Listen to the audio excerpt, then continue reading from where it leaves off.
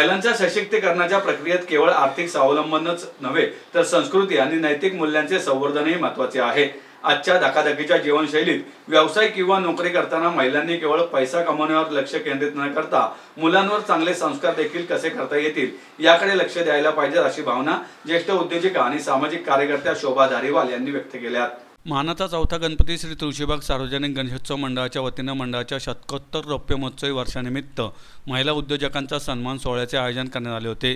यावेळी मृणाली रासने, ढोल ताशा महासंघाचे अध्यक्ष पराग ठाकूर, शतकोत्तर रौप्य महोत्सवी वर्षाचे स्वागताध्यक्ष कृष्णकुमार गोयल, विश्रामबाग पोलीस ठाण्याच्या वरिष्ठ पोलीस निरीक्षक विजयमाला पवार, मंडळाचे अध्यक्ष विकास पवार, कोषाध्यक्ष नितीन पंडित, उपाध्यक्ष विनायक कदम, अभिनेत्री वाळके उपस्थित होते। महिलांसाठी मोफत आरोग्य तपासणी शिबिर आणि शासकीय स्वयंरोजगारासाठी योजनांचे माहिती प्रदर्शन यावेळी आयोजित करण्यात आले होते। यावेळी सारिका पाठक, सोनल गांधी या महिला उद्योजकांचा सन्मान करण्यात आला। कृष्णकुमार गोयल म्हणाले, महिलांचे कर्तृत्व मोठे आहे, रोज त्यांच्याबद्दल आपण कृतज्ञ असलं पाहिजेत। अनेक रूपात ते आपले कर्तव्य पार पाडत असतात। तुळशीबाग गणपती शतकोत्तर रौप्य महोत्सवी वर्ष साजरे करत आहे। महोत्सवाअंतर्गत वर्षभर सामाजिक आणि धार्मिक कार्यक्रम होणार आहेत। आणि रसिक सेठ, माणिकचंद आणि गणेश मंडळ यांचं अतूट नातं हे सगळ्या पुण्याला माहिती आहे। तर मी या लोकांना, पंडित वगैरे सगळी टीम येते माझ्याकडे, तेव्हा आरतीला या दरवेळेला, पण आरतीला येऊन मी म्हटलं गंमत नाही, मला काहीतरी काम सोपवा, मला काहीतरी कामं सांगा, तुम्ही काहीतरी कामं करा आणि माझ्याकडनं काही करून घ्या म्हटलं तुम्ही, मी हाजीर आहे।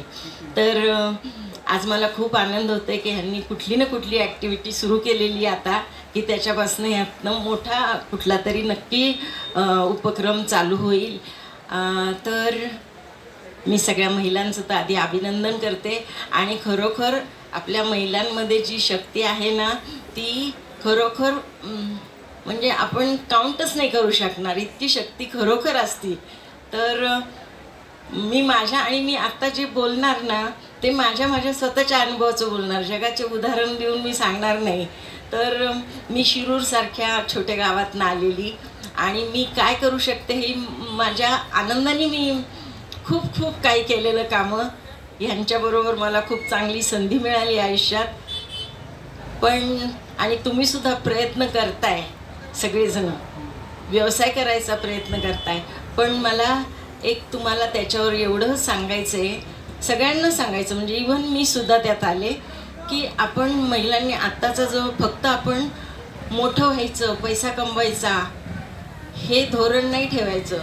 तुम्ही तुमच्या मोकळ्या वेळात जेवढं काम कराल तेवढं करा, असं माझा सल्ला आहे तुम्हाला। कारण आत्ताचे जे संस्कार आपण कुठे चाललेले पाहतो ना, म्हणजे आता राजकारणातले म्हणा, ते पोर्श गाडी म्हणा, काही